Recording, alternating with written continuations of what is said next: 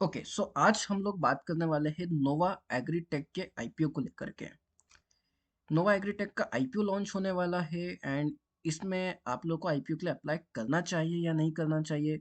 अगर अप्लाई करते हैं तो लॉन्ग टर्म के लिए करना चाहिए या फिर शॉर्ट टर्म के लिए अप्लाई करना चाहिए। सारा सब कुछ कंप्लीट डिटेल्स को अपन जानेंगे। वीडियो में लास्ट तक बने रहिएगा।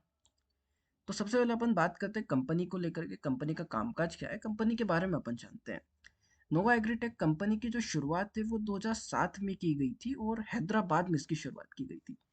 मेनली कंपनी का जो काम है वो फार्मिंग से रिलेटेड है, मतलब एग्रीकल्चरल प्रोडक्ट्स, जो एग्रीकल्चर और फार्मिंग में हमारे किसानों के काम आ सके ऐसे प्रोडक्ट्स का मैन्युफैक्चरिंग और डिस्ट्रीब्यूशन का काम करती कंपनी।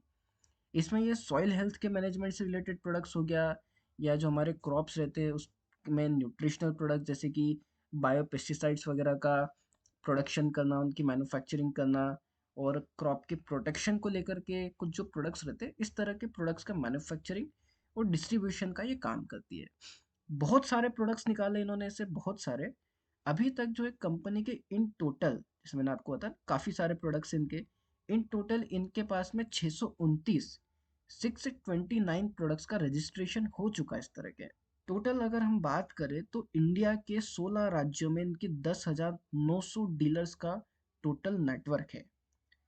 कंपनी सिर्फ इंडिया में ही नहीं बल्कि बाहर के देशों में जैसे बांग्लादेश, श्रीलंका और वियतनाम जैसे देशों में भी थर्ड पार्टीज के थ्रू मार्केटिंग और डिस्ट्रीब्यूशन का काम शुरू कर चुकी है। अब वहाँ पर ये अपने बिजनेसेस को और भी ज़्यादा बढ़ाने के लिए भी वर्क कर रही है इसके साथ साथ ही।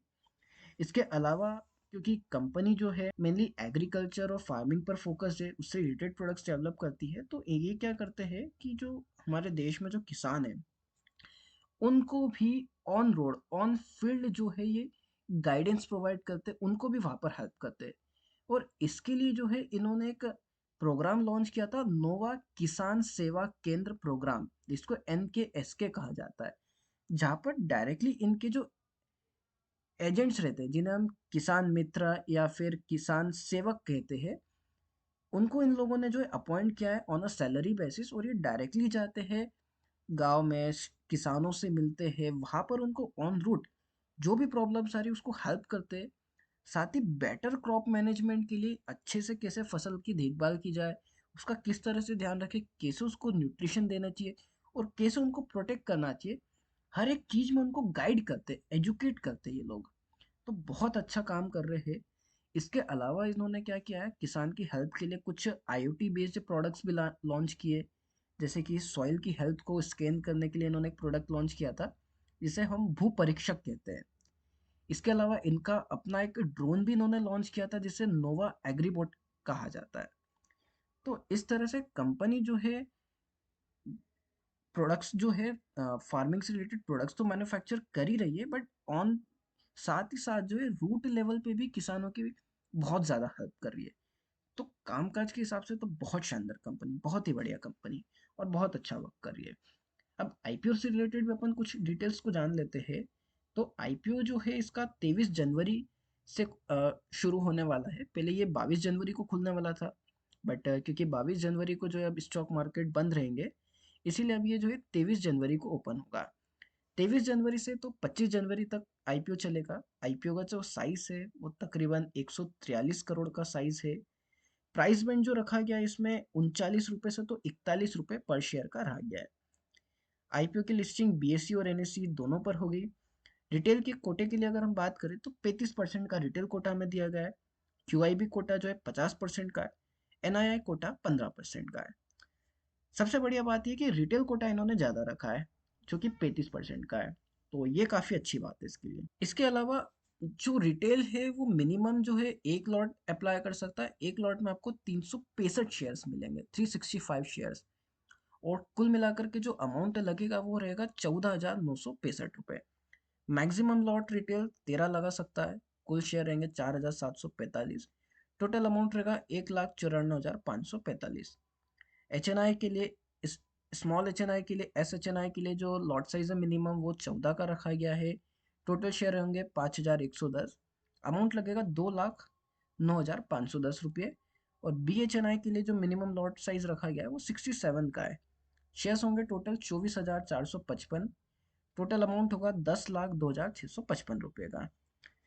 आईपीओ के बारे में हमने बिल्कुल जाना था अभी कि 23 जनवरी को ओपन होने वाला है, 23 से 25 जनवरी को चलेगा। अलॉटमेंट जो है इसका 29 जनवरी को हमें देखने को मिलेगा। अगर आईपीओ में आप लोगों का नंबर लग जाता है तो 30 जनवरी को जो है शेयर्स आपके डीमैट अकाउंट में क्रेडिट हो जाएंगे। अगर नंबर नहीं लगता है तो 30 जनवरी को ही आपको जो इसका रिफंड भी मिल जाएगा, और 31 जनवरी को जो है आईपीओ कंपनी जो है स्टॉक मार्केट में लिस्ट भी हो जाएगी।